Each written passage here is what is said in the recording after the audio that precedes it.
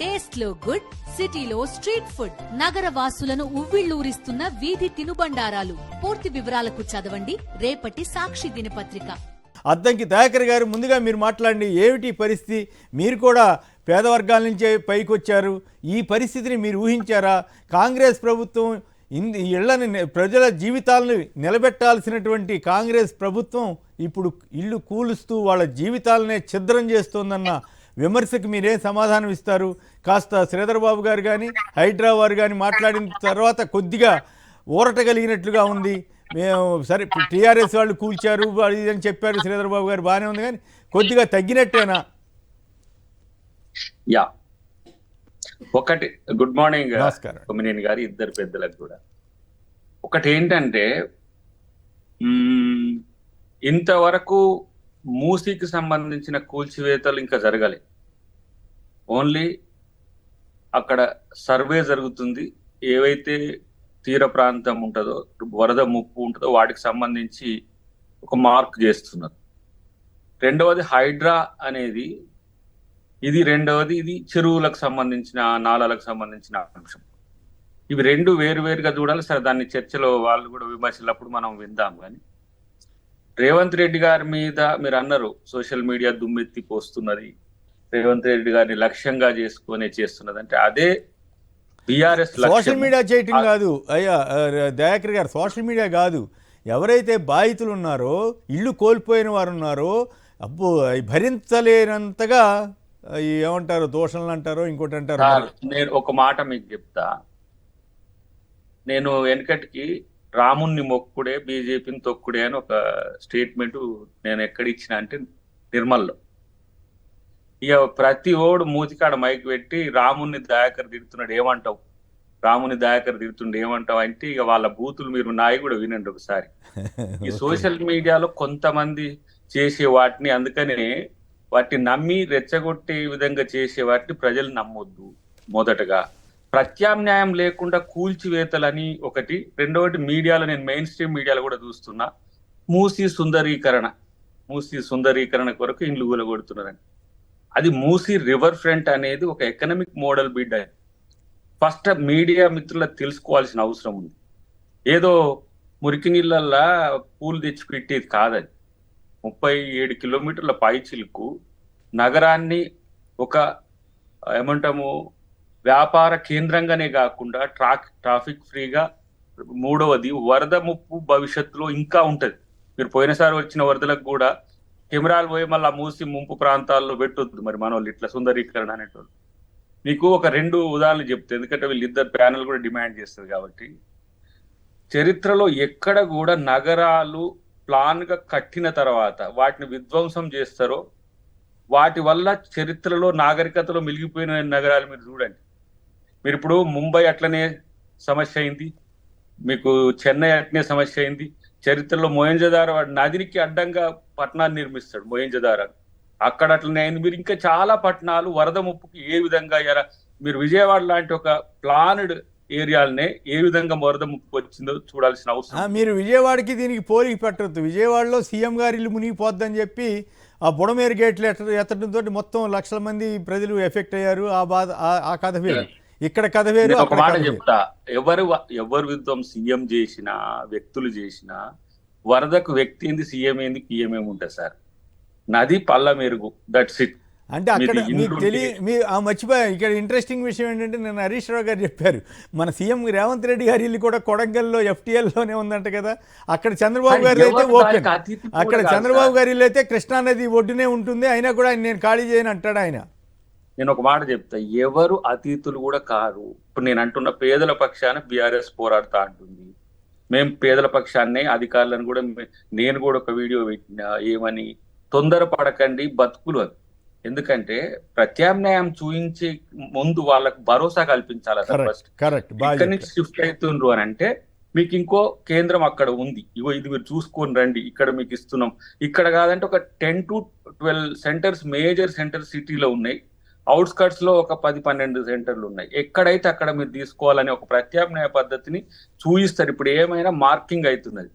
ఇక మనోడు హరీష్ రావు, కేటీఆర్, సబితమ్మ, ఇటు వస్తే మా బండి సంజయ్ పేరేంది మనోడు కిషన్ రెడ్డి వాళ్ళ స్టేట్మెంట్ చూస్తే ఇప్పుడు రఘునందన్ లాగా మీరెందుకు స్పందించరని నేను చెప్పా, అది వాళ్ళ స్టాండ్. అందుకని నేను ఒక స్టేట్మెంట్ కూడా ఇచ్చిన, వ్యక్తుల మాటలు నమ్మకండి, పార్టీగా ఒక విధానాన్ని మీరు ప్రకటించండి. అసలు నేను అంటే ఒక మాట గింత అంటే రఘునందన్కి ఏదో నాగార్జున మీద కోపమో ఏం పాడో ఆయన ఇల్లు కూల్చమన్నాడు, కానీ ఈ పేదల ఇల్లు కూడా కూల్చమని చెప్పాడా? పేదల ఇల్లు కూల్చుతున్నారని చెప్పిస్తున్నది ఎవరు? వాళ్ళ క్రెడిబిలిటీ ఏంది? నేనంటున్నా ఇప్పుడు అదే స్టేట్మెంట్ ఇవ్వబోతున్నా. మిస్టర్ ఏమంటారు opposition leader my dear KCR, నీ స్టాండ్ ఏంది అసలు? వీళ్ళు మాట్లాడుతున్నది కరెక్టేనా? వాళ్ళ వ్యక్తిగత భావమార్గ సవాలా? నేనంటే ముందున్న బావ అంటే నేను ముందున్నా అంటే ఆయనక. బండి సంజయ్ అంటుండు మేము పేదల పక్షాన్ని నిలబడతాం. పేదల పక్షాన్ని నిలబడితేనే కదా ఇవాళ మాకు అధికారం ఇచ్చింది. పేదలకు ఏ విధంగా ఇప్పుడు 95,000 ఇండ్లు ఇమ్మీడియట్ గా ఇప్పుడు ఈ ఎకనామిక్ ఇయర్ లో కట్టియడానికి మేము ప్రణాళిక చేసినాం. రేపు 2 లక్షల ఇండ్లు అయినా కట్టి వాళ్ళకి ప్రత్యామ్నాయం చూపించవచ్చు. కొన్ని అంశాలు ఉన్నాయి. ఏంటి? కొంతమంది బ్యాంక్ లోన్స్ తీసుకున్నారు, వాటి మీద కూల్చితే బ్యాంక్ లోన్ వాళ్ళు ఈఎంఐ వస్తున్నది, లేదంటే మేము ఇప్పుడు ఇక్కడి నుంచి షిఫ్ట్ అయితే మాకు బతికిట్లా. ఇవన్నీ కాకుండా ఫస్ట్ మీరు అధికారులతో మీరు సంప్రదించే హక్కు ఉంది, సంప్రదించండి. మీది లీగల్ గా తప్పెవడు చేసినా మీరు ఆథెంటిక్ గా ఉన్నప్పుడు రైట్ఫుల్ ఉంది, మీకు రైట్ యాక్టివిజం ఉంది, దాన్ని ఉపయోగించుకోండి. ఊరికనే ఈ ఇల్లు వాళ్ళు వస్తే వాళ్ళు ఎమ్మడి పోయి హరీష్ రావు కో పంచాయతీ ఉంటుంది, కేటీఆర్ కో పంచాయతీ ఉంటుంది, బండి సంజయ్ ఈ ఐడెంటిటీ క్రైసిస్ లో కొట్లాడుతున్న వాళ్ళు ఎమ్మడి పడకండి. ప్రభుత్వం వెంట ఉండండి. మీ ఆస్తి పోతే ఆస్తికి తగు సమానంగా భూసేకరణ చట్టం ప్రకారం ఇస్తామని చెప్పే స్టేట్మెంట్ ముఖ్యమంత్రి నుంచి ఉన్నది, దానకిషోర్ గారి నుంచి ఉన్నది, మనోడు రంగనాథ్ నుంచి ఉన్నది. వీటిని పట్టించుకోకుండా ఇప్పుడు నేను ఒక మాట అంటా, మీరు బాధపడుతుంది. కొంతమంది మీడియా మిత్రులు చేస్తున్న హల్చల్ నేను చూస్తున్నా, ఎప్పుడు పింత లేదు. మరి ఇది ఎందుకు మలన సాగర్ అప్పుడు లేదు? మలన సాగర్ లో రైతులు చచ్చిపోతుంటే కూడా పట్టించుకోలే.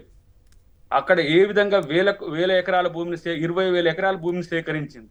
మేము భూమిని సేకరిస్తలే, నది గర్భంలో రివర్ బెడ్ లో ఏదైతే మనం చేయాలనుకుంటున్నామో అక్కడ వాటిని దాదాపు 2,300 స్ట్రక్చర్స్ ఉన్నాయి. మొత్తం మీరు అనుకుంటారా రాదు సార్, నార్సింగి నుంచి ఏ రివర్ బెడ్ లో ఉన్నాయో మనకు చాదర్ఘాట్ తప్పితే కొంచెం ఇంకా ముందుకు పోతే అదేంది ఉప్పల్ దగ్గర కొన్ని ఉంటాయి, ఇంకా కొంచెం ముందుకు పోతే మొత్తం 2,300 స్ట్రక్చర్స్ కి అసలు హైదరాబాద్ ను కూల్చుతున్నట్టుగా ప్రచారం చేస్తుంటే వీళ్ళు మొత్తం ఏమంటారు ఎక్స్క్లూజివ్. ఏది మొన్నటిదానికనేమో పూర్తి లడ్డు మీద పడ్డారు. ఇక అది లడ్డూది ఏదో అటు ఇటు అయి మొన్న జగన్ ప్రెస్ మీట్ తర్వాత అది కొంచెం ఎటేటో అవుతుంది అనేసరికి మళ్ళీ ఇప్పుడు ఈడ నీట్ మీద పడ్డారు. ఆ సో కాల్డ్ XYG, నేను ఆ పేర్లు కూడా చెప్పా.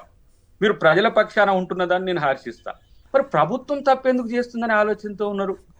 ఇప్పుడు అక్కడ ఉన్నవన్నీ కొంచెం ఆక్రమణలు చేసిరు అనుకోండి, బుజ్జగించో మెచ్చో లేకపోతే ఇంత తట్టో లేపాల్సిన అవసరం ఉంటది. మళ్ళీ ఈ రోజు నేను అంటున్నా, వరదలు వచ్చేసరికి ప్రభుత్వం ఏం చేస్తుంది? ప్రభుత్వం వేస్తే రేపటి రోజున నేను అంటున్నా, నీకు వరల్డ్ క్లాస్ సిటీ కావాలి, మెట్రో మంచిగా పోవాలి, లేకపోతే మేము ఇతర రాష్ట్రాల్లో ఇతర దేశాల్లో ఉండే పట్టణాలతో మనం ఎందుకు పోటీ పడొద్దు? పోటీ మంది జనాభా అంటే దయాకర్ గారు మీరు బాగానే ఉంది, కానీ మీరు చెప్పేది గతంలో కేసీఆర్ గారు హైదరాబాద్ అనేది డల్లాస్ చేసేస్తారు, లండన్ ఏదో చేసేస్తున్నారు, అక్కడ కరీంనగర్ ఏదో లండన్ చేసేస్తున్నారు. ఎక్కువ మాట కాదు, tomorrow's world destination is Hyderabad. రాసుకోండి. ఈ రోజు అంటున్నాగా మళ్ళీ మీరు ఇట్లనే డెస్టినేషన్ ఉంటుంది, ఆ లక్ష్యం ఉంటుంది. మహాయాంలో అవుతుందని చెప్పట్లే. ఓకే, రేపటి రోజున ఇప్పుడు రేపు ఏఐసిటీ వచ్చిన తర్వాత వరల్డ్ అంటే అట్లా కాదు. మీకు గుర్తుందో లేదో, మీకు అప్పటికి మరి మీ వయసు ఎంతో నాకు తెలియదు, కానీ నేను 77 నాటికే 1975లో నేను అప్పటికే గ్రాడ్యుయేషన్ చేస్తున్నాను. రాజీవ్ గాంధీ విగ్రహం పెట్టారు, బాగానే ఉంది ఇక్కడ.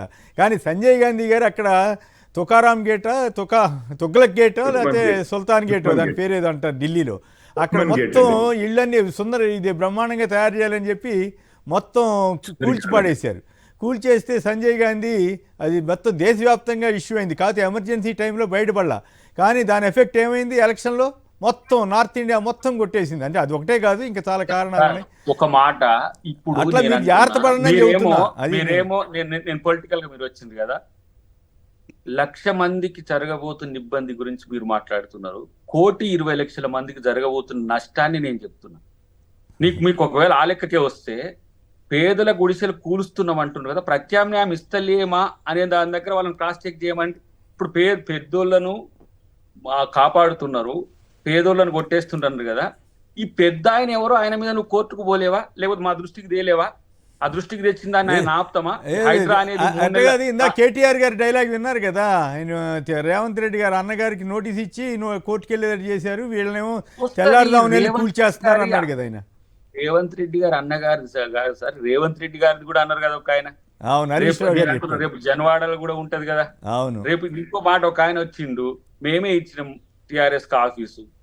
అది కూడా ఏంది మనకి ఇప్పుడు క్యాచ్మెంట్ ఏరియా ఏంటిది ఇది బంజారా, తాజ్ బంజారా కాడ అది ఉన్నది చూడండి అవును. లేక్, దాంట్లోనే ఉన్నదని ఒక ఆయన పెట్టిండు. ఇవన్నీ కూడా ఇప్పుడు హైదరాబాద్ లేక్స్ మీరు కనీసం కనిపెట్టలేరు సార్ హైదరాబాద్ లో. రైట్ పెరిఫెరల్ ఉన్న దాంట్లో ఉన్నాయి. రైట్.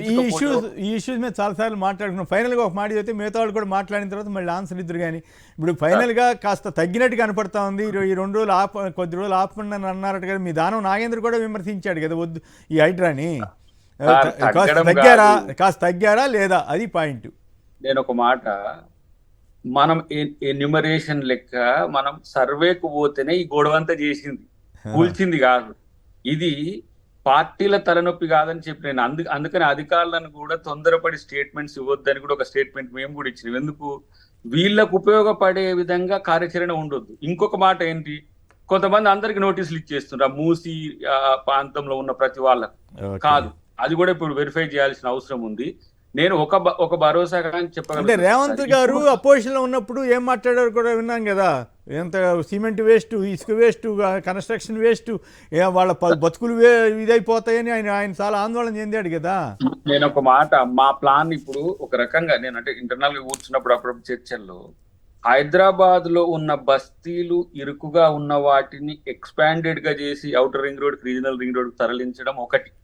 రెండవది, మూసీని మనం గనక కన్స్ట్రక్టివ్ గా చేసుకోకపోతే రేపు మూసీనే హైదరాబాద్ కు ప్రమాదం కాబోతుంది. ఇప్పుడు దాదాపు 20-30 బ్రిడ్జిలు వస్తాయి సార్. అక్కడంతా ప్రతి మనకు ఏదైతే సంప్రదాయ వ్యాపారాలు ఉన్నాయో అవన్నీ కూడా నది గట్టుకు ఈవల ఆవల చేయాలనే ఒక ప్లాన్ ఉంది. 1,50,000 crores ప్రాజెక్ట్ అది. అంతకుముందు వీళ్ళ లెక్క 30,000, 20,000 కాదు, దాని మోడల్ మారింది. అసలు ఆ మోడల్ అన్న కనీసం చూస్తలేదు. ఏం చేయబోతున్నాం అక్కడ? ఆయన నవ్వుతున్నారు, మిగతా వాళ్ళు ఇద్దరు నవ్వుతున్నారు. కిషోర్ గారు వాళ్ళకి ఏముంటది, వాళ్ళ చట్టమే వాళ్ళకి తెలియదు, వాళ్ళు చేసే చట్టమే తెలియదు.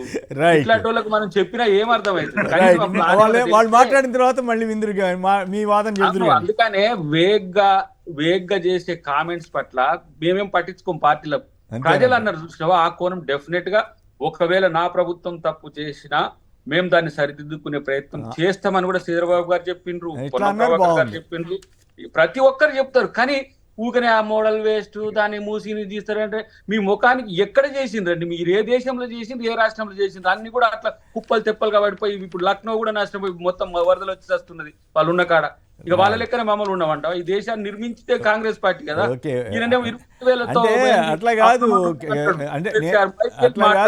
అట్లా కాదు దయాకర్ గారు, మీరు దాన్ని నగరాన్ని బాగు చేస్తా ఉంటే ఎవరు కాదన్నారు. కానీ వరద వచ్చినంత మాత్రాన్ని మొత్తం ఇళ్ళని కూల్చేస్తా ఉంటే హైదరాబాద్ లో ఎన్ని ఎవరన్నా చెప్పండి ఇళ్ళని కూర్చుతా అని.